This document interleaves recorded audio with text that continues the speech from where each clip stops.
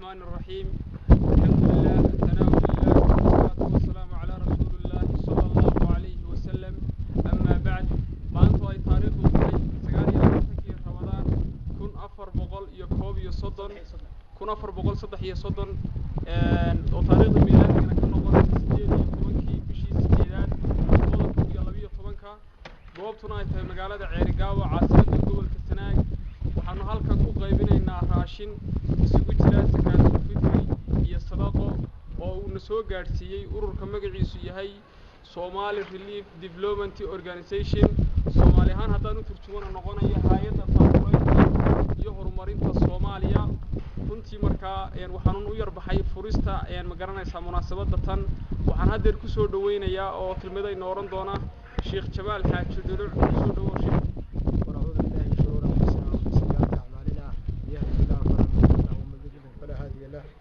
وأشهد أن لا إله إلا الله وحده لا شريك له وأشهد أن محمدا عبده ورسوله. halka kan maanta oo taariikhdu sida la idin sheegay ay bishu tahay Ramadaan 29 bishii Ramadaan oo maalin jimcaha ku beegan bishii milaadiguna ay 18 tahay bishii 8aad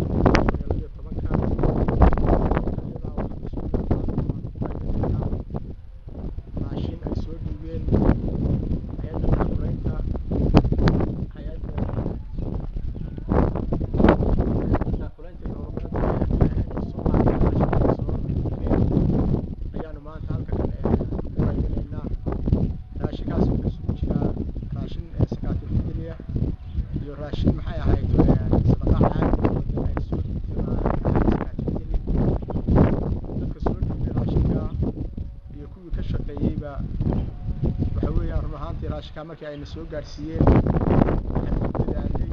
dadaal fara badan oo aanu sameynay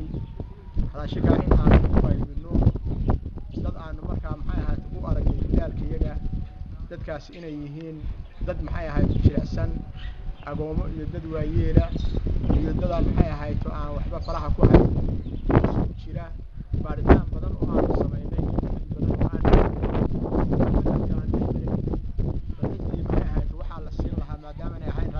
dadkooda gaaraya ilaahay fadligiisa wixii dadaalkeega nooga soo baxay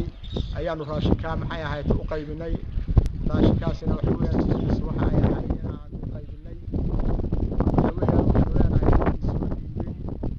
kuwii jeebkooda ka soo saaray iyo kuwii waqtigooda u huray ee u saciyey ee dadka walaalaha ee maxay ahayd sadaqaadka la baxay ama zakaatul fitri ahaato ama sadaqa caadi ha ahaatee dadkii maxay ahayd la xidhiidhay iyo kuwii jeebkoodaba ka soo saaray. waxaanu leenahay ilaahay wuxuuna idinku bedelo meeshii aad ka soo saartay wax dhammaan la idin geliyo muraadka aad leedihiin waxa weeye ilaahay ha idinku siiyo dad iyo dunya Allah idinku barakeeyo ciribtiina cirib barakale Allah ka yeelo kuwii sii wada ee sii kordhiya Allah idinka dhigo. inta aan hawsha ka qayb gelin ee insha Allah ta'ala warkaygaas uu gaari doonana waxaan leenahay khayr Allah idin siiyo saagin ku dayda khayrka ka qayb gala wanaaga ka qayb qaata dad fara badan oo jilicsan oo agoomo iyo waayeel iyo sidaan horeba u sheegnay isugu jira iyo dad buka oo waxa weeyaan runtii waxba aan faraha ku hayn oo fara badan ayaa jira. dadkaas waxa weeyaan wixii aad tari kartaan insha Allah waxaan leenahay soo tara ilaahay agtiisa waxa weeyaan ilaahay baa idinku naxariisanaya. dadkaasi waxa weeyaan maxay ahayd way ku noolaanayaan baahida ayay maxay ahayd kaga baxayaan. waxaan idin leenahay jadaal khayr Allah idin siiyo fi aakhiraba insha Allah waad liibaanaysaan. sadaqaadka waxa weeyaan naftiina ku fiicnaanaysa ubadka idinku barakoobaya maalka idinku barakoobaya amriga ilaahay idinku barakeeya si adduunyo aakhiraba aad u liibaantaan. waxaan leenahay mar labaad iyo mar saddexaadba ilaahay meeshaad ka soo saartay wax ka roon idinku bedelo ilaahay idinku barakeeyo ilaahay ubadka idinku barakeeyo ilaahay awliyaha idinku barakeeyo ilaahay waxa haysataan idin barakeeyo shaafiyo ilaahay wixii wax kale ka cabanaya Allah ka dulqaado muraadkiina oo san Allah idin siiyo sidaas wax kale idin ma tara karo walaalayaal. waxa weeyaan waan idin ducaynayna ilaah baan idin baryaynaa arrintaana waxa weeyaan warkeeda insha Allah waad heli doontaan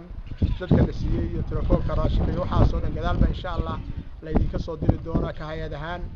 marka insha Allah xaajisinina dadaalka sii wada soo kordhiya dadka waxa weeyaan muxsiniinta waxa weeyaan way badan yihiin dadku wanaagga wuxuu bilaabay jecel yihiin wanaagga ay bilowdeen insha Allah dadka wada gaarsiiya inta ayaan ku soo koobaya hada wabillahi tawfiiq assalaamu calaykum wa rahmatullahi maanta farxad weyn noo ah iyo wanaag noo ah hay'adan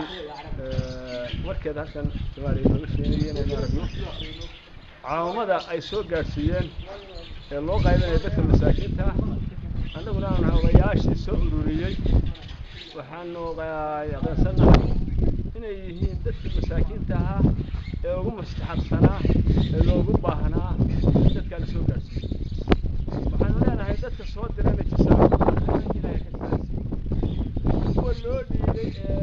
sidii ay ahayd u gaarsiiyana ilaahay jazaa'u ka siiyo waxaanu anagu odayaasha annagu dadweynaha ku boorinaynaa dibad iyo gudoon meesha joogaan in la istaakuleeyo oo sidaas oo kale masaakiinta dadka fuqarada ee baahan loo gaarsiiyo kii waxay istaana ugu bixiyo annaguna wixii aan hawsha wixii aan ka soo galay oo soo galay wixii dambana waxaan inaan ku taakuleeyno kana soo dhaweyno wixii muxuu ahaayay wax bixinayaan ay ku darsadaan wixii maxay ahayd wax qaybinayaan sidii cadaaladda ahayd ee ficnada ay u qaybiyaan aan ku boorino kuwa maqan aan ku ogeysiinayna kuwa shaqada u sheegayna وأشهد أن لا إله إلا الله ولي الصالحين وأشهد أن محمدا عبده ورسوله صلوات الله وسلامه عليه ما تعاقب الليل والنهار وحين هل كن قيبيننا راشين أي سعودي بين دد مسلمين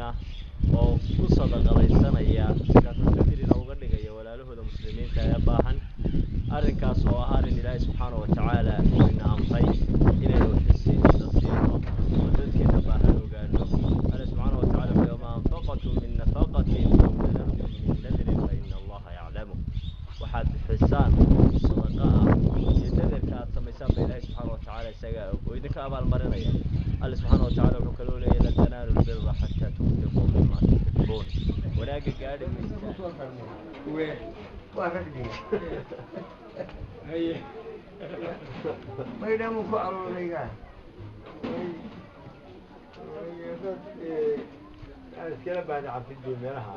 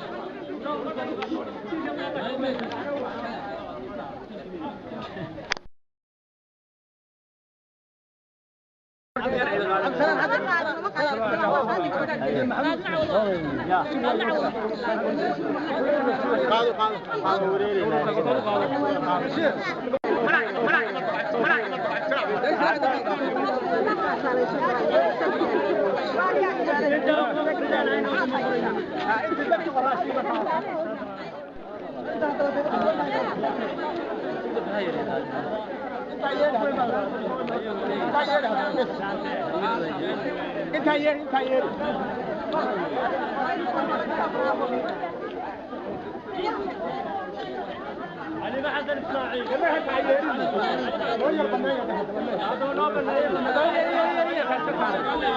وياك كانوا درينا بالسوقات ثلاثة سوقات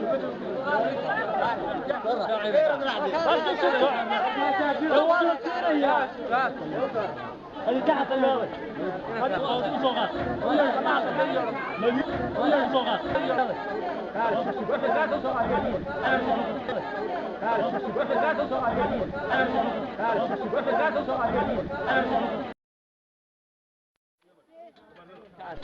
ولو حكوا يود كل لغة